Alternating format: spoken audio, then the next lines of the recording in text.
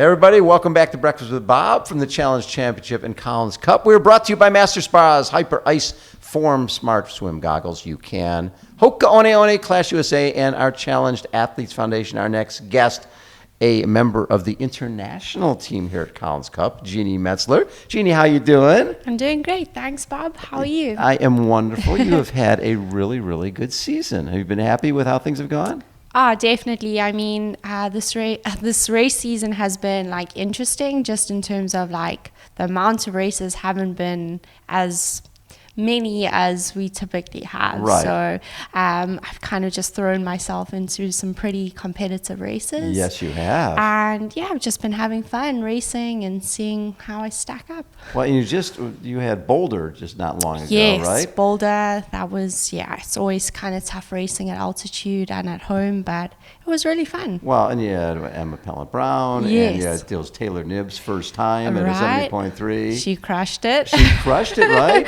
She did. She's on a road bike, and everybody's going, "Oh, she's on a road bike." I mean, I'm one of her training partners, so so you knew. I knew how strong she would be. Like, even though she's on a road bike, I mean, I train with her on a time trial bike, and doesn't matter. It doesn't matter. She's for sure. Yeah. She's and she's riding just a regular road bike here. Yeah, that's right. I mean, just with the timing, she didn't really have a chance to practice on a time trial bike, so it didn't really make sense. No. So yeah, she's going to be really strong. So let's talk about your matchup here, yes. because you get to race against Ironman World Champion Annie Haug and Jackie Herring. Yes, so that's right. 3 women who run just a little bit. Yeah, that's going to be a very, very fun race. And I mean, anytime you get to race Annie Haug it's going to be a good race. Stuff, and right? I've been racing Jackie Herring quite a bit, actually. And okay. This year we've been tick for tack. I think I got her at Galveston and she got me at Des Moines, so it should be fun. Yeah, that's right. And Des Moines was also, you had Holly there. And Holly Emma was there. Yes, and Emma. So it's been the fields have been really good. Oh yeah, it's been so great for our sports, and just like the level's just super high. The racing's getting fast, and it just keeps you on your toes. And I've really been enjoying it. How important has the PTO been during this last couple of years? I mean, instrumental. I mean, especially during a time where we couldn't really make any money. Yeah. They just provided opportunity and some backing for us to have some kind of like financial relief during really tough times. So, and I think just bringing us all together and like having an opportunity like the Collins Cup is just so great for our sport and spectator value and just the future of triathlon, really. So. It's really, really fun. And when I look at, I was just talking to Skye Monch, and she was talking about when she won down in Galveston, and she was just sort of cruising along towards the end, and all of a sudden she comes across the finish line, and a little over a minute later, there is Jeanni Metzler, and she's like, "Wow, you ran what, 1:15, something like that?" There? Yes, that was, I had kind of I don't know, my legs on the bike just weren't there. And typically when that happens, you run pretty fast. And so I was able to really run. That's a PR run for me. So that was kind of fun. But I just ran out of real estate there. So when you came to the U.S., you really had nothing, right? What brought you here?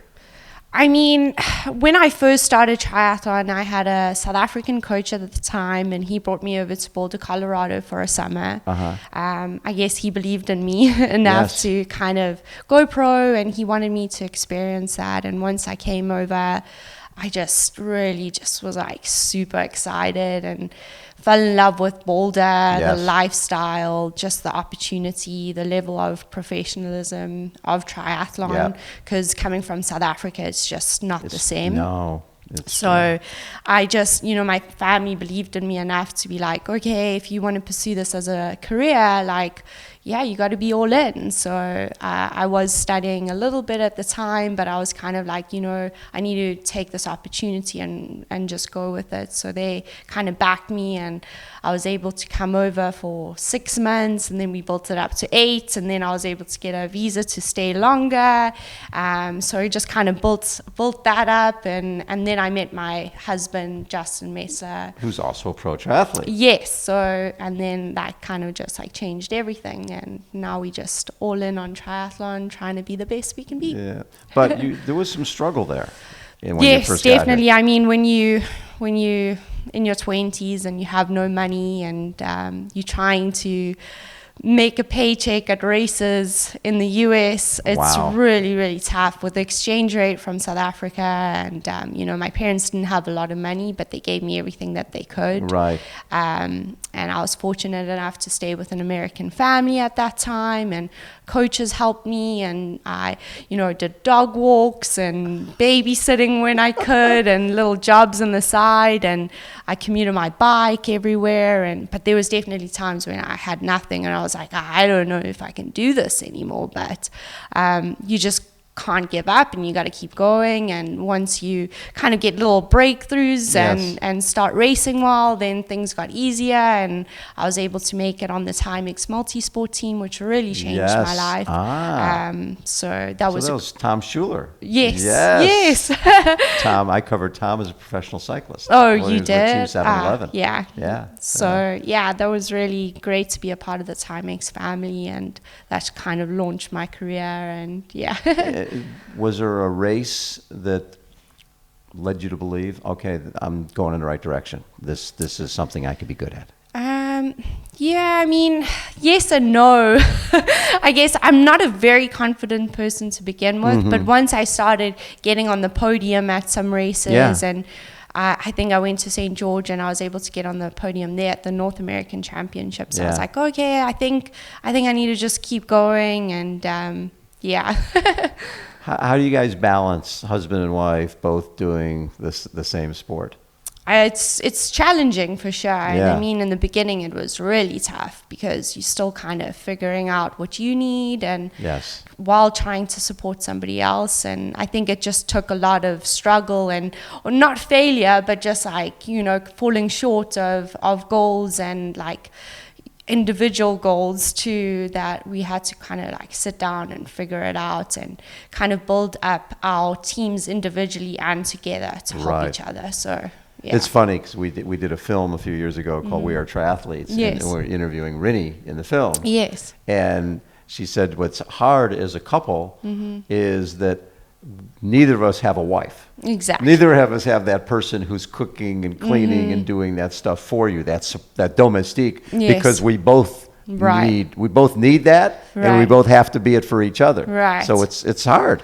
So I think it's a matter of coming down to like figuring out what our strengths are and divide and conquering that. And then where the gaps are, filling in roles from outside people to build up your team. And we're very lucky to have a great team around us, with coaches, and Erin Carson plays a huge role in both of our careers, and she's just a really great person to be around. And then we sports psychologists, and Justin's family, parents moved to Longmont in Colorado, which has really changed our lives. That's great. Just being there for us and taking care of our dog, like right now when we're away, and just having some family support, which we've both been missing for some years now. So St. George. Yes. You were taking time out of Daniela Reeves in that first half on the uphill. Yes. And did you feel like, okay, if I can catch her by the uphill, maybe I'll have a chance? Or was it one of those things that, because once she gets that downhill, it's hard to make up time. Sure. I mean, that course is just really challenging to begin with. So I think you just like, I made up some time in the beginning, but I kind of like, it's a tricky balance between going hard on the bike and then trying to figure out the run. So I definitely learned a lot, and hopefully I get another chance now to improve upon that, and maybe change something to make my run a little bit faster. So And when you looked at that, where you have a 70.3 Worlds coming up on that same course that you just had such a great race on. That's cool. Yeah, it's fun. I mean, I just love St. George so much. I don't know. There's just something about that race that just really has good vibes for me. Yeah. And I just love hills. And I'm excited to go back there and see if I can improve upon my performance. Very cool. And what races are you looking forward to watching tomorrow, besides obviously the one or Saturday, besides the one you're racing? I mean, to be They're honest, also good. all these races are just so exciting. And I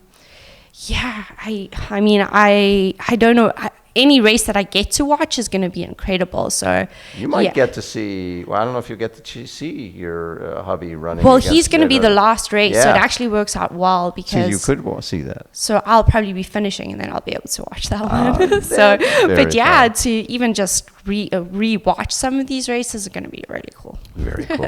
Jeanni, thank you so much for taking time. It's always such a treat to get to chat with you. Thank you so much, Bob. It's been great. Jeanni Metzler has been our guest. Again, Breakfast with Bob from Challenge Championship and the Collins Cup. Hold on. We'll be right